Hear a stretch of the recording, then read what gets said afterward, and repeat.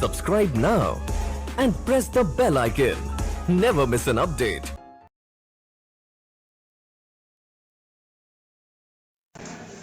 Hello, in this video we are going to discuss about NGOs, non-governmental organization, गैर सरकारी संस्थान।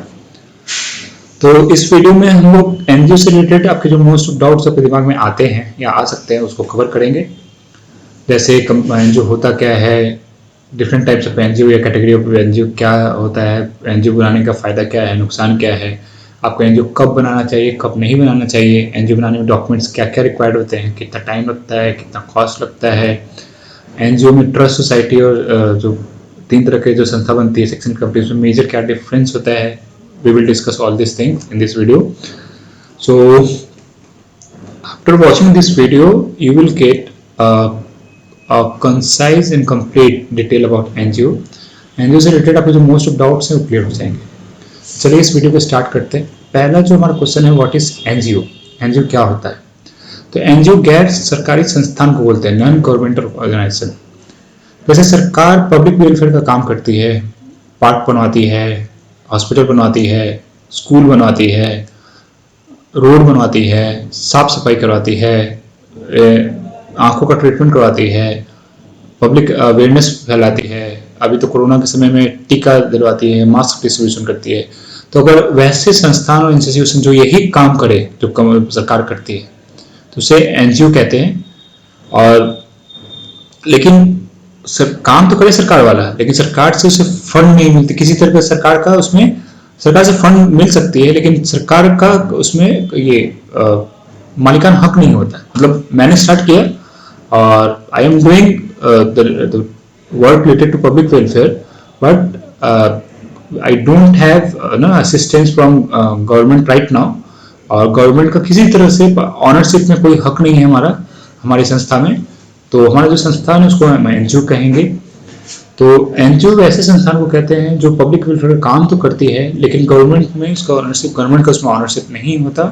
वो लोग जो सोशल वर्कर हैं, जो सोशल वेलफेयर का काम करना चाहते हैं मिलकर करके और ऐसे स्टार्ट करते हैं।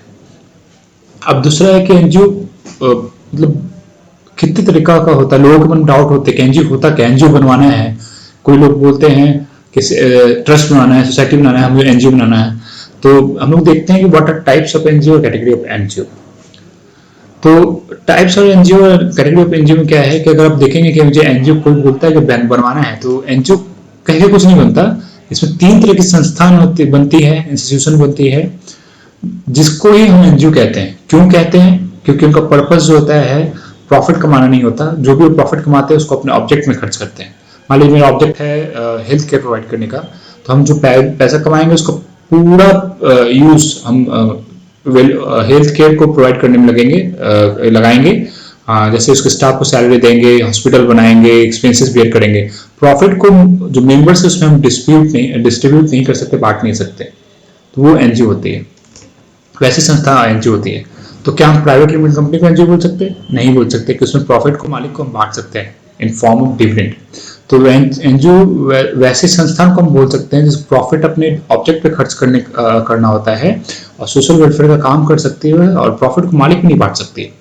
तो अब कौन सा संस्था इस कैटेगरी में आती है जिसको एनजीओ कह सकते हैं? तो एक ट्रस्ट हो गया, ट्रस्ट में पब्लिक ट्रस्ट को एनजीओ कह सकते हैं, कहते हैं। सोसाइटी हो गया, सोसाइटी के अलावा एक कंपनी एक्ट 2013 में एक सेक्शन 8 के नाम से कंपनी बनती है, उसको भी हम एनजीओ कह सकते हैं क्योंकि उसको भी मोटिव प्रॉफिट अर्निंग नहीं होती है, प्रॉफिट को अपने ऑब्जेक्ट में खर्च करने का होता है। तो what are types of NGO अगर हम डिस्कस करें तो section 8 company, trust and society, all these three institutions are termed as and known as NGO. अब नेक्स्ट है कि what is benefit of forming NGO, NGO बनाने का फायदा क्या होता है। तो देखिए एनजीओ क्या होता है, इसको प्रॉफिट मेकिंग नहीं होता है मोटिव। प्रॉफिट मेकिंग मतलब प्रॉफिट तो कमाना उद्देश्य है लेकिन प्रॉफिट डिस्ट्रीब्यूशन नहीं कर सकते मालिक के बीच में। प्रॉफिट मेकिंग तो है, आप ऐसे डायरेक्ट नहीं बोल सकते प्रॉफिट मेकिंग उनका मोटिव नहीं होता। प्रॉफिट कमाएंगे तभी तो एग्जिस्ट करेंगे। प्रॉफिट कमाते हैं लेकिन प्रॉफिट को मालिक के बीच में बांट नहीं सकते। तो अब एनजीओ बनाने पे क्या फायदा, जब मालिक को प्रॉफिट ही नहीं मिलेगा। तो उसमें फायदा है कि आप सोशल वेलफेयर काम कर सकते हैं, आपको दिल की तसल्ली होगी। और इसमें और भी फायदे हैं कि आप सरकार ने इनको चूंकि आप सोशल वेलफेयर का काम कर रहे हैं तो सरकार भी इसको मोटिवेट करती है। तो फायदा क्या मिलता है, सरकार इसको ग्रांट और सब्सिडी दे सकती है, देती है, और अदर जो पब्लिक इंस्टीट्यूशन है वो भी इसको ग्रांट और सब्सिडीज देती है। अब तो CSR प्रोविजन के अंदर में कंपनीज भी इनको पैसे डोनेट कर सकती है। फिर दूसरा बेनिफिट क्या है कि इनको NGO को अपने इनकम जो भी इन्होंने प्रॉफिट कमाया है उस पर इनकम टैक्स पे करना सरकार माफ कर देती है, लेकिन उसके लिए अलग से एप्लीकेशन फाइल करना होता है। और फिर जो इनको डोनेशन मिलता है, जो लोग इनको डोनेशन करते हैं उनको भी टैक्स एग्जेम्पशन सरकार देती है। इसके अलावा NGO अपने मेंबरशिप फी ले सकती है। और इसके अलावा एक और बेनिफिट है, अब देखिए अब इतना कुछ तो है कि सरकार से ग्रांट मिला, सब्सिडी मिला, इनकम टैक्स भी नहीं पे करना पड़ता है, जो इनको डोनेशन करते हैं उनको भी इनकम टैक्स में छूट मिलती है, लेकिन इसके अलावा भी ये सारा काम कर सकते हैं जो कंपनी कर सकती है। तो ये भी बेनिफिट है इसका, जो NGO बनाइए और कंपनी का भी काम कीजिए और ये सब सारा बेनिफिट भी उठाइए। लेकिन इसमें फिर वही कंडीशन आ जाएगा कि जो भी आप प्रॉफिट कमाएंगे उसको ऑनर के बीच में नहीं बांटना है। अब नेक्स्ट क्वेश्चन आपके दिमाग में आएगा कि what is demerit of forming NGO, मतलब NGO बनाने का नुकसान क्या है। तो NGO बनाने का सबसे बड़ा नुकसान है कि जो प्रॉफिट कमाएंगे उसको आप मालिक के बीच में बांट नहीं सकते,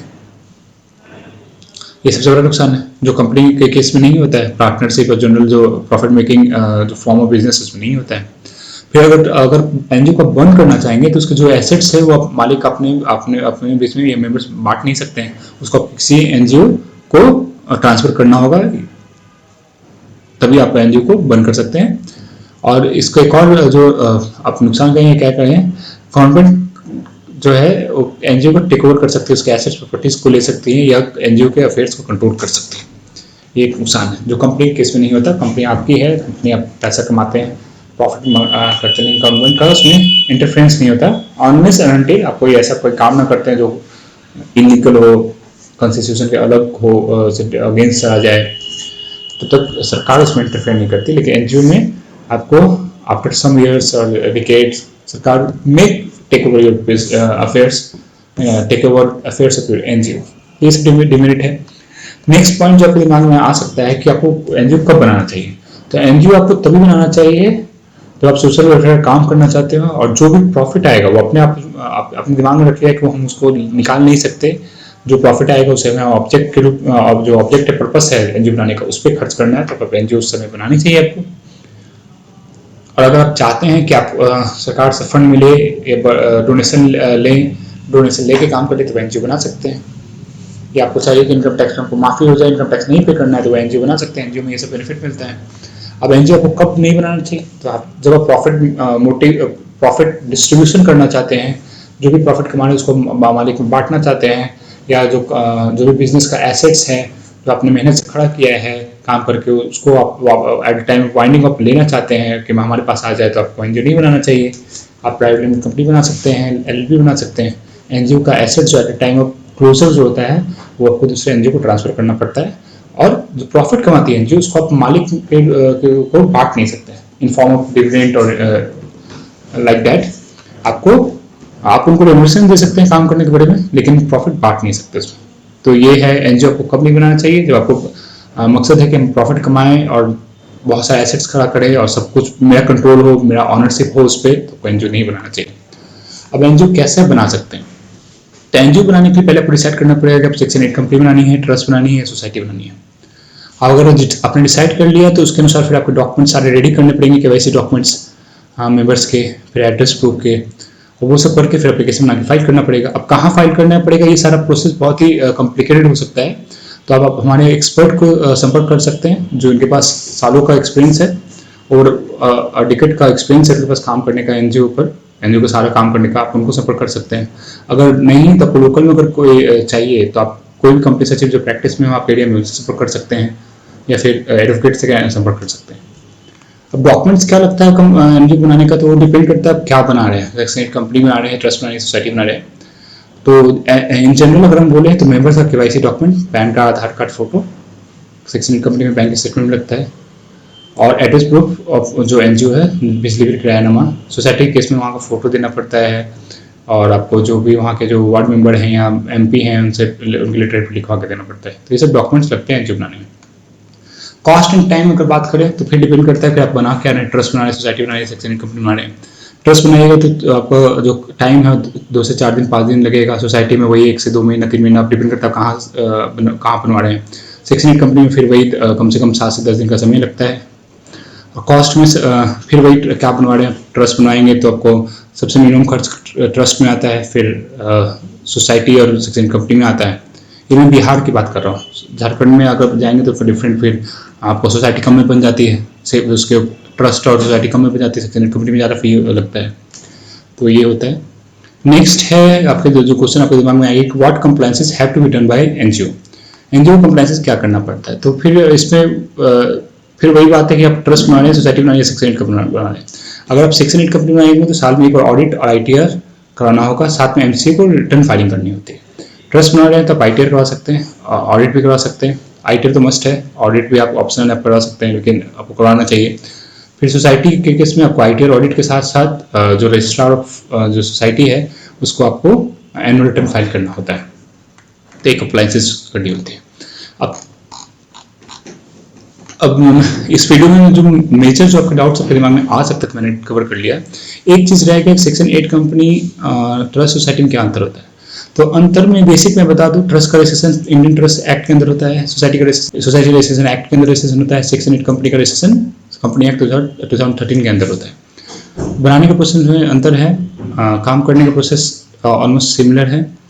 ट्रस्ट एंड सोसाइटी, ट्रस्ट जो है लोकल डिपार्टमेंट से बनता है तो ऑनलाइन कहीं चेक नहीं कर सकते। सोसाइटी आपको लोकल गवर्नमेंट से बनता है, लेकिन कहीं कहीं ऑनलाइन चेक करने का सिस्टम है इसमें।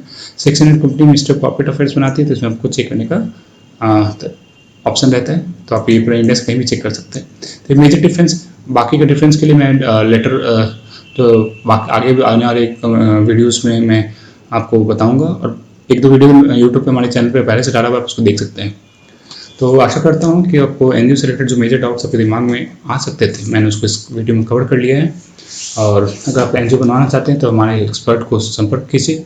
कोई डाउट्स हो या बनाने से रिलेटेड कोई आपको प्रश्न हो या हेल्प चाहिए तो आप हमारे एक्सपर्ट को व्हाट्सअप कर सकते हैं। तो आई thank you for watching this video.